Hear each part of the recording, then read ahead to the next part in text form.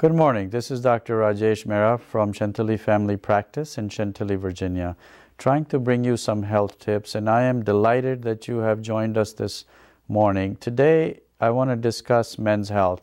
The last few series we did were on women's health, and I guess it's equal time for men, right?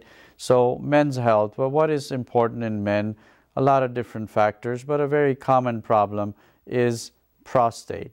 Prostate is a gland that basically encircles the urethra, which is where the urine comes out of.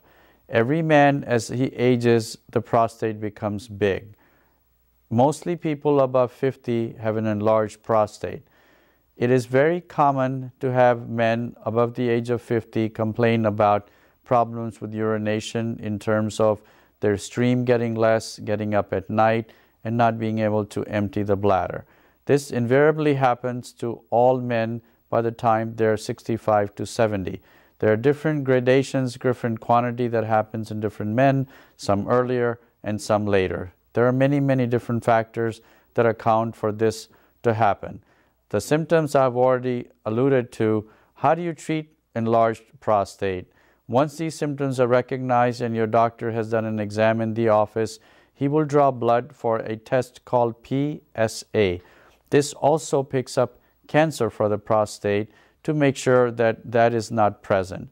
Otherwise, once the diagnosis of an enlarged prostate is made, the treatment first of all consists of many different kind of medications, some of which actually reduce the size of the prostate, and other medications that increase the urine flow which is coming through the prostate.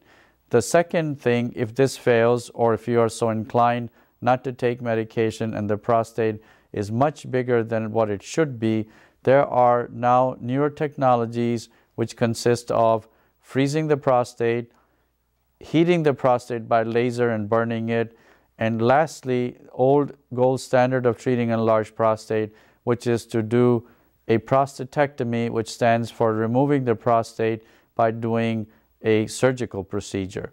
Like all surgical procedures, that carries some risk, but is mostly a very safe surgery that's performed many times by many excellent surgeons that we have in our community.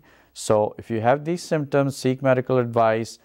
Your doctor will discuss all the different options and suit the one that fits your needs. Not one method is going to be good for everybody. So take care of yourself and take care of your health. I'll see you next week.